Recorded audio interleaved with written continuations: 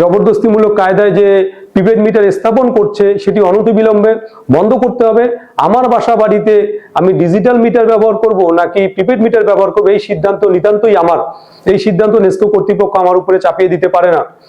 যদি নেস্কো কর্তৃপক্ষ এই অশুভ তৎপরতা থেকে সরে না আসে, আমরা মনে করি যে এর বিরুদ্ধে মানুষ যেভাবে করে ফুঁসে উঠেছে, খুব শীঘ্রই হয়তো একটা অনাকাঙ্ক্ষিত পরিস্থিতির উদ্ভব হবে।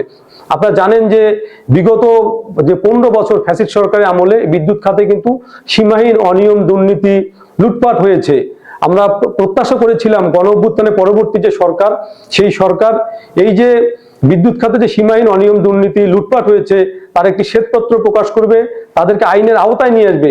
সেটি না করে তারা কিন্তু সেই যে পুরনো যে বন্দোবস্ত, পুরনো যে ধারা, সেই ধারায় কিন্তু বিদ্যুৎ বিভাগ এখন পর্যন্ত চলছে। এবং তারা যেটি বলছে যে বিদ্যুৎ খাতে যে অপচয়, দুর্নীতি এবং ওভারলোড এবং যে বকেয়া, সেগুলিকে ঠেকাতেই নাকি তারা এই পদক্ষেপ নিয়েছে।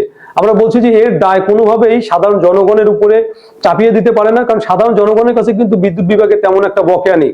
বকেয়া রয়েছে বড় বড় শিল্পপতি কিংবা ইন্ডাস্ট্রির মালিক যারা রয়েছেন তাদের কাছে। বিদ্যুৎ বিভাগ তাদের কাছ থেকে বকেয়া টাকা আদায় করতে পারছে না, কিন্তু সাধারণ গ্রাহকদের উপরে তারা কিন্তু এই যে অন্যায় যে সিদ্ধান্ত, সেই সিদ্ধান্তটি চাপিয়ে দিয়েছে। আমরা আজকের এই আপনাদের মাধ্যমে যেটি বলতে চাই যে আমরা 30 তারিখ পর্যন্ত আলটিমেটাম দিয়েছি। 30 তারিখের মধ্যে যদি এই প্রকল্প বন্ধ করার ব্যাপারে জেলা প্রশাসনের তরফ থেকে কোনো নির্বাহী আদেশ জারি করা না হয়, তাহলে আমরা কঠোর কর্মসূচি ঘোষণা করব।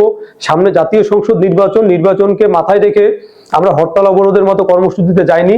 তবে আমরা বলতে চাই যে আমাদের যদি দেয়ালে পিঠ থেকে যায়, আমাদের যদি বাধ্য করে, তাহলে আমরা কিন্তু হরতাল অবরোধের মতো কর্মসূচি দিতেও আমরা বাধ্য হব। আমরা অবিলম্বে এই যে গণবিরোধী এবং গ্রাহক শোষণের যে তৎপরতা, সেই তৎপরতা বন্ধের দাবি জানাই। এবং আপনাদের অবগতির জন্য আরেকটি কথা বলতে চাই যে এখানে মহামান্য হাইকোর্ট বিভাগে একটি রিট পিটিশন চলমান রয়েছে।